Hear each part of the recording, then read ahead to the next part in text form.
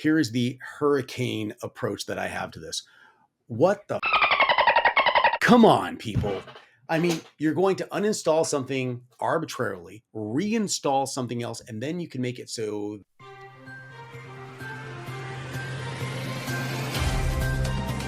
This episode is made possible by OIT VoIP. Find your best-in-class revenue generation for MSPs all over the world. Learn more via the link in the show notes.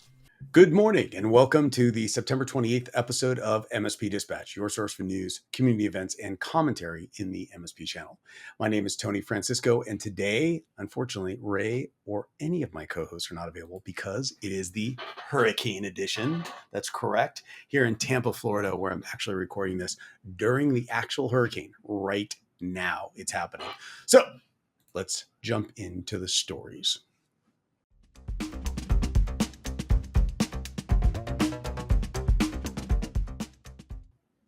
In our first story, ConnectWise announces a new CEO. Jason Magee is to depart. A story from channelinsider.com. ConnectWise announced that Jason Magee, its CEO for the past 5 years, will be stepping down after leading the company through significant growth and strategic acquisitions. During his tenure, Magee oversaw a 300% revenue increase, positioning ConnectWise as a key player in the managed service provider industry, particularly in cybersecurity. His successor, Manny Ravello, formerly of ForcePoint, will closely work with Magee during the transition period. So here's a little insight. Because I don't have a co-host today, you are all now unfortunately exposed to the thoughts in my head. That being said, ConnectWise, prevalent player, I believe, from what I understand, 38 to 41% of the PSA market. You have ConnectWise, you have Datto, Kaseya, you have Halo, you have Ninja, you've got TigerPaw, for those of you out there who are counting. You've got quite a few players out there, but at the end of the day, ConnectWise is the prominent player.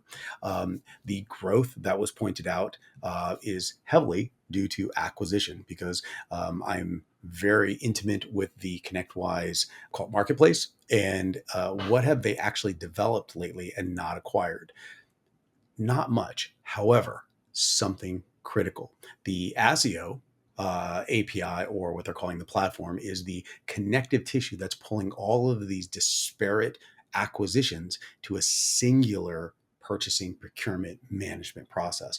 That could be a major game changer. And because of the new CEO coming on board, Magee, let's be blunt, has been positioning the company for a ServiceNow type of customer base, the enterprise customer base, but it hasn't had the marketplace to deliver that.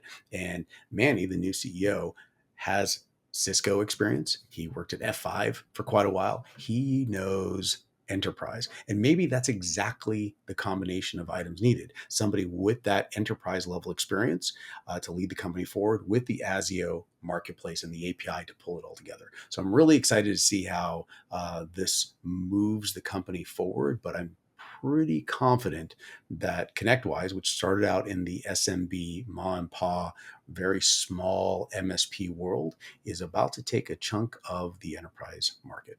Interested to see what happens. I'd love your input.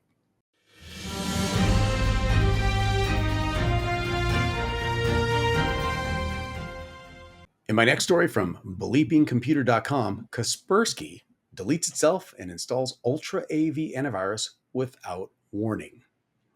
Kaspersky has removed its antivirus software from U.S. users' devices and replaced it with UltraAV without any prior warning. This change comes after Kaspersky shut down its U.S. operations due to being added to the U.S. government's entity list, which raised national security concerns. As a result, customers discovered UltraAV installed on their computers without notification, leading to confusion and worries about malware. While some users could uninstall UltraAV, others found it reinstalled after rebooting. To clarify, Kaspersky explained that this transition ensures continued protection, though many users were not clearly informed that Kaspersky's software could not be completely removed in the process. Because we are in the Hurricane edition of MSP Dispatch today, here is the hurricane approach that I have to this. What the Come on, people. I mean, you're going to uninstall something arbitrarily, reinstall something else, and then you can make it so that cannot be uninstalled or it reinstalls on reboot. I don't know exactly what's happening. I haven't researched this enough. I have researched it enough to know that it is real, but I don't know exactly what the circumstances are that prevent it from being uninstalled. Is there a third-party software that's preventing that uninstall process to fully be pulled from the regedit file? What is it being installed on that's not allowing it to be removed? Is there a common denominator? I don't know what that is, but I can say this confidently. This is completely unacceptable. It may lend itself very much to the initial concerns that put it on the entity watch list in the first place.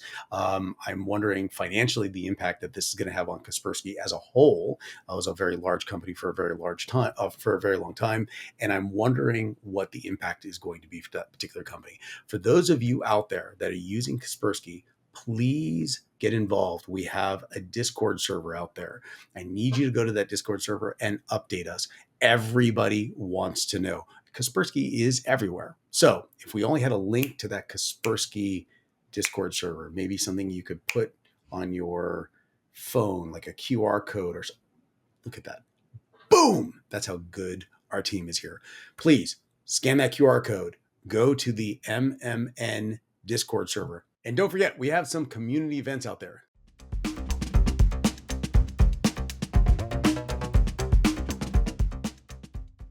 ScaleCon 2024, an in-person event, October 2nd to the 4th in Las Vegas. We have the Huntress Roadshow, an in-person event, October 3rd at 9 a.m. to 3 p.m. Eastern Standard Time in Newark, New Jersey. And we have the Deep Cyber Dive 2024, MSP Revenue Blueprint, presented by Fin Security. Love those guys. It's a virtual event on October 8th through the 10th from noon to 4 p.m. Eastern Standard Time. And finally, Channel Pro Live Dallas. And you guessed it, it's in Dallas, Texas. That is in person on October 9th and the 10th. Be involved, stay up to date, and everyone out there, please be safe, stay educated. Until next time. This has been a broadcast of the MSP Media Network.